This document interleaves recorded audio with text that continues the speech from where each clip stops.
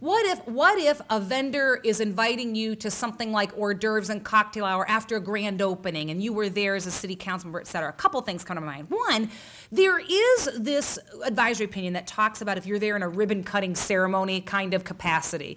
You know, for example, every year since I don't know how long, you know, the governor of the state of Ohio, doesn't matter which party he is, et cetera, has always thrown out that first pitch at either the Indians or the Reds, et cetera, and he then stays in some luxury box, et cetera, and watches the game. And the commission has always said he does not have to go to the $5 nosebleed seats after throwing out the first pitch. That's kind of silly, you know. So if he's there in that ribbon cutting capacity, that's okay, you know, if you're staying for the dinner, et cetera.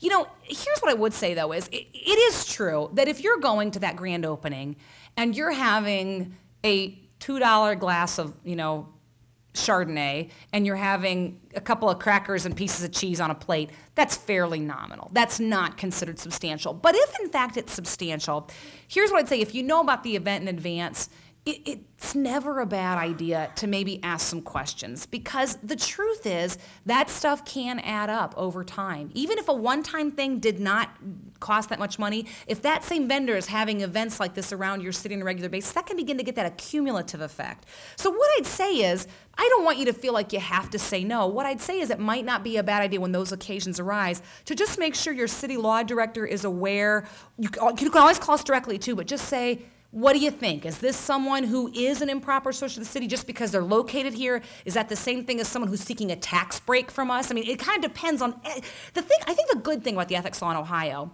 is that the commission does look at each situation independently, which is a good thing. It's sometimes hard to do across the board rulings because every situation is a little bit different, and we're able to look at those things and make a determination for individual things.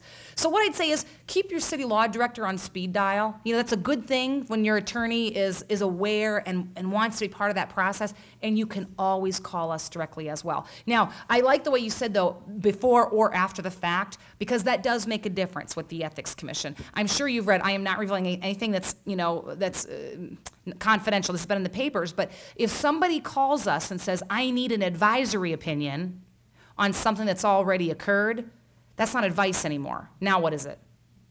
It's an investigation now, right? Yes, exactly. So what I'd say is, you know, stay on the side of before it happens, ask some good questions so that we can give you good advice to help you do the right thing. I believe that the ethics law and the advisory, the education that we provide is good, is wonderful, is effective for the vast majority of public servants, because I still believe the vast majority of public servants want to do the right thing.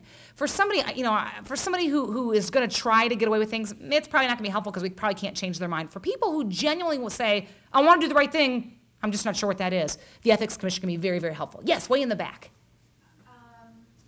What about City Council waiving certain fees to a developer who's primarily the only developer within the community and also has most of the, I don't know, businesses there? Okay. And council just, you know, waiving fees for certain things. So the issue is what is the Ethics Commission rule there, if ever, on a city council waiving fees for a developer who's really kind of got a monopoly in a way, right? Primary developer, they've got most of the business. Well, you know, in general, obviously this is not legal advice. Anything I said is not legal advice to be taken, you know, to court, obviously. But in general, what the ethics law as a whole is going to look at is anytime any public servant acts, whether it's an individual member of council, whether it's the city manager, whether it's someone on staff, what they're going to look at is, have they in some way abused their authority, their influence, their position to somehow either personally benefit, to benefit their family, to benefit their business associates in their private life. That's primarily. So I don't know that the ethics law is going to come into play if we say they're waiving fees to a developer if it's benefiting the city. Sometimes things can feel or appear to be somewhere in your gut, something telling you it doesn't feel right, but that doesn't necessarily mean the ethics law is going to be invoked there. It could be, maybe there's other areas, and again, you could talk to your city law director, but I don't know that unless the commission saw evidence that somebody was doing those things to somehow benefit themselves financially, their family, I don't know that the ethics law is going to be involved. Because the idea of the ethics law is to make sure individual public servants are not abusing their position to somehow get benefits. Right, and that's a good point. I attended, we had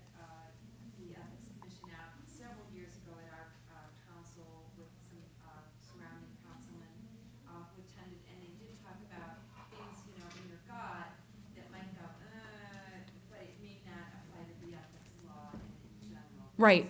And that's why it's never a bad idea to give us a call and see if we can be of assistance. Are we out of time already? I'm such a geek. I could talk about this stuff all night long. I know you guys probably are. Yes? Kind of to the point, I mean, this is again hypothetical, but to your point, as a member of council where you see something go on, if you're aware of a colleague maybe voting on something where you know that there is an interest perhaps, or where there could be a violation, perhaps a resident calls your attention to that issue. How culpable, like what responsibility do members of council have when you see that happening? Like, Right. what's your duty as a council person in that situation? Is there any legal obligation for a member of council to report if they suspect a colleague has in fact violated the ethics law, in other words? What culpability do you have?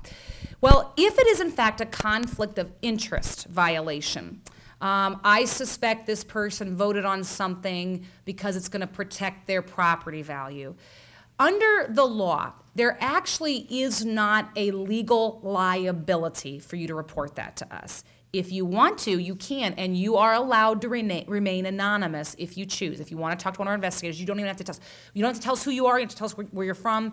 We have made a conscious decision at the Ethics Commission. Our telephones do not have caller ID. That's to protect. If somebody really truly wants to remain anonymous, they can feel comfortable. So you can let us know if you want. Are you going to be held liable under the law if you didn't let us know?